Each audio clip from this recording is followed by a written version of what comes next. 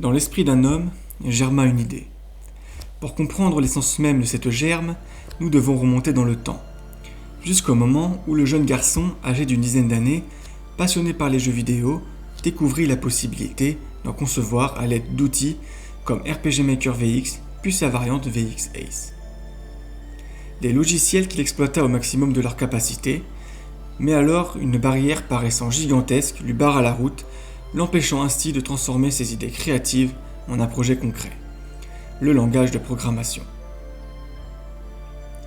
En parallèle de ses créations sur RPG Maker, qu'il pouvait exploiter en moyenne un week-end sur deux, il apprit l'utilisation de Paint.net afin de créer des sprites, des ressources graphiques pour les incorporer dans ses conceptions vidéoludiques. Les années passent et de nombreux jeux vidéo non terminés sont conçus. Malgré sa régularité sur ses projets et son investissement dans l'apprentissage de la programmation en JavaScript pour RPG Maker MV, en GML pour GameMaker et en C pour l'Arduino Uno, cette barrière resta toujours infranchissable, rendant impossible le passage de l'idée au concret. Par la frustration que procurait cette incapacité à concevoir à souhait, une graine fut plantée dans son esprit. Le temps défile et l'idée de la conception d'un jeu vidéo n'est plus. Néanmoins, la créativité dans l'âme ne cessa jamais d'être. Le jeune homme s'était alors acheté un synthétiseur afin de composer ses propres partitions, mais le destin en décida autrement. Il consacra alors du temps à écrire un roman qui ne terminera pas puisque, même si sa créativité fut en ébullition, la passion, elle, n'y était pas. Par la suite, il créa une chaîne YouTube pour y partager des connaissances dans le monde du jeu vidéo. Mais le destin en décida autrement une fois de plus. Le temps s'écoule, par hasard, il fit alors la découverte d'un univers qu'il n'avait pas encore fait réellement connaissance. Le jeu de société dit moderne, avec Andorre, Karuba, Jamaïca, puis Small World. De cette graine plantée des années auparavant, une idée germa. Concevoir un jeu de société.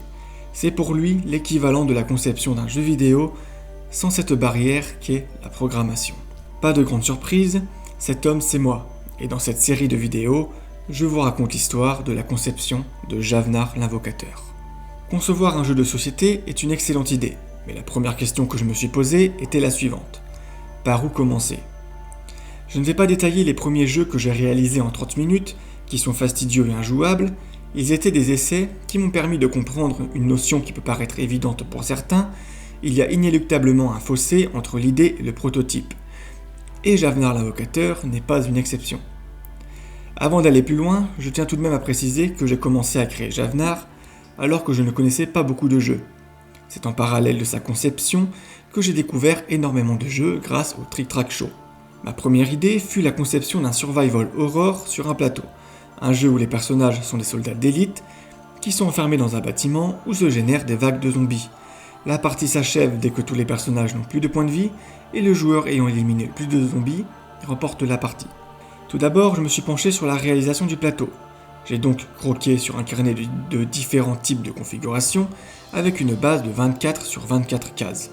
Avec ce croquis sous les yeux, l'idée d'un paquet de cartes dont la pioche y serait régulière permettrait de rajouter en permanence des zombies sur le plateau. Il fallait donc concevoir un deck pour rendre le jeu autonome, un deck que j'avais nommé le deck configuration.